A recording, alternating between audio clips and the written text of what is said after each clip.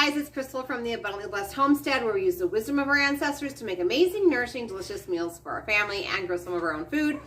Today is going to be a video that we're going to do a little bit of a channel update, so please stick around for that. It shouldn't be too many minutes into this video before we're going to talk. I just want to get some of the beans started into the Instant Pot.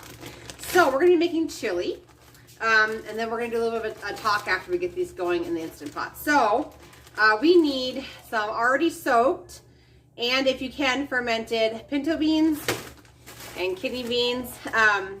And if you don't know how to do this, there is a playlist up here on the channel under proper preparation of grains. Talks all about soaking and fermenting seeds of the earth. So check it out. But it's basically, the reason why we do it is because it's unlocking nutrients for your family and it fills your family up faster. So this recipe calls for 3 cups of already soaked kidney beans and 3 cups of the pinto beans. So usually what I do is I go through the whole process in the video of soaking, and if I have time, fermenting, and then I drain them, rinse them, and put them into freezer bags so they're ready to go into my recipes. So let's go ahead and get 3 cups of each into the Instant Pot. Okay, so time for a channel update. I just want to let you guys know kind of like where my heart is and the direction I want to take this channel, at least for the next few months. So what I have decided is that I'm going to suspend my live cooking classes that happen on Tuesday nights. And the reason behind this is because our farm and our family in general are entering a very, very busy season. And it's just one more thing that I have to schedule. And so what I would like to do instead is I would like to make shorter, hopefully 10 minutes or less, cooking videos to keep giving you guys content, keep giving you guys recipes and ideas of how to nourish your family through nutrient-dense foods, but in a shorter form. I have had several requests that I shorten my live cooking classes, which obviously I'm not going to do, but I can shorten, I can do this in this way for a little while and shorten these videos so that some of the people who are newer to this channel have an opportunity to watch shorter content that may inspire them to try cooking from scratch without having to watch an hour-long live cooking class. I've also noticed that all of the, a large majority of the views of my cooking classes are after the cooking class. Now that could be just because all the time zones, or it could be everyone's cooking meals for their family, it could be everyone's at work. Totally fine, you guys. I'm not upset about that at all. But in realizing that I can still provide content in this way that all of you guys can still enjoy over the next few months when it's very, very crazy here on the farm. And I will be doing the cooking, short little cooking 10-minute or less videos, and other ones like snacks or breakfasts, just like smaller bite-sized videos. And then also whatever videos I have for video content from the farm, animals, gardening, etc. We'll all try and keep them short, ideally 10 minutes or less. And so this is what's coming for right now. It's not permanent. I do hope that as the summer goes on that things kind of level out and that I have time where I can schedule that time slot again with you all. So that being said, please comment down below on my videos. I would love to see your comment. Please email me if you typically email me after my classes. Let's talk about the videos I'm going to be putting out. I would love that. So anyway, we're going to go ahead and finish this chili together. This will be the first short video, hopefully under 10 minutes. I'm going to give it a shot, guys.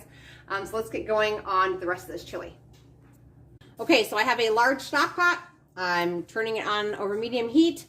We're going to add about a tablespoon of healthy cooking fat. In this case, it is lard.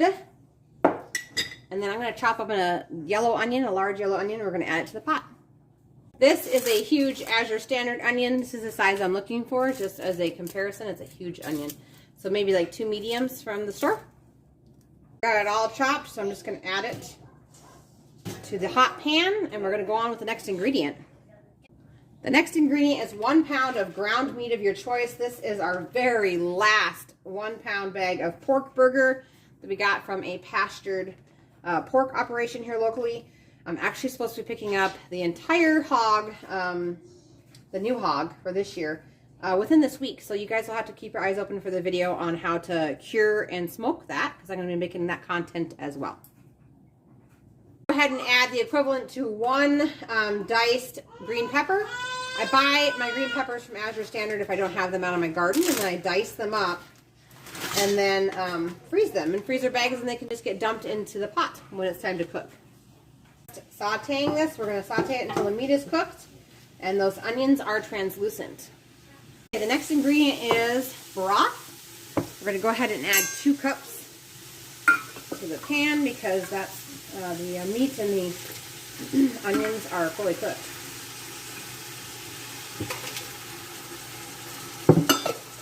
Next is 28 ounces of diced tomatoes. I'm going to do about a cup of salsa. These are just some random containers out of the fridge.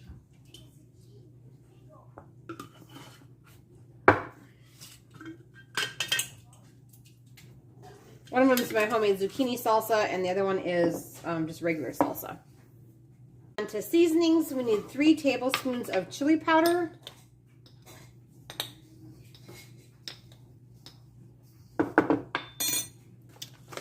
2 teaspoons of ground cumin,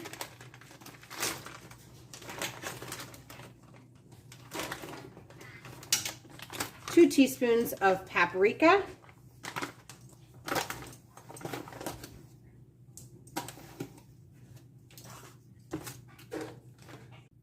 1 teaspoon of garlic powder. This is actually garlic granules.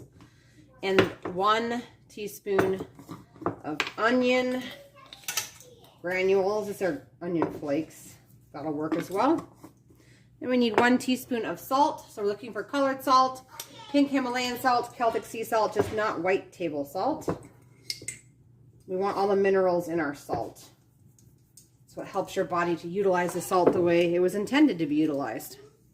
We need a 28-ounce jar of crushed tomatoes.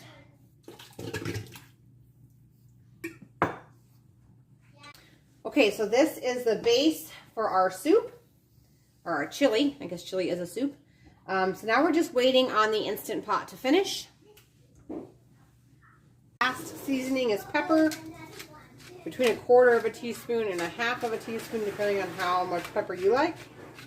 I'm going to go closer to 1/4 teaspoon because my children aren't huge fans of pepper. A little bit of a secret ingredient is about 1 tablespoon of nice sweet maple syrup. I'm just going to eyeball it. It'll give it a nice little sweet spot along with the spicy, and it tends to tone down the spice of the tomatoes just a little. Okay, so the Instant Pot has done its full chili program, and then I allowed it to naturally release for about 10 minutes, and then I released the rest of the pressure. We're just going to go ahead and add these beans right to the pot. Still one in there. Alright, then we're just going to stir this. And this chili is all done. Go ahead and give you guys a close-up. It's really, really yummy, delicious chili there. If you use mild salsa, it won't be that spicy. Or skip the salsa altogether, or use mild salsa and you could add some cream cheese to this. That will give it a more creamy flavor and take the heat down a couple of notches. Alright, if you guys try this meal, put it down in the comments so you can let me know that you tried it. It's delicious, delicious, and easy to make. If you guys like this video, please give it a thumbs up, and I'll see you guys on the next video. You guys take care.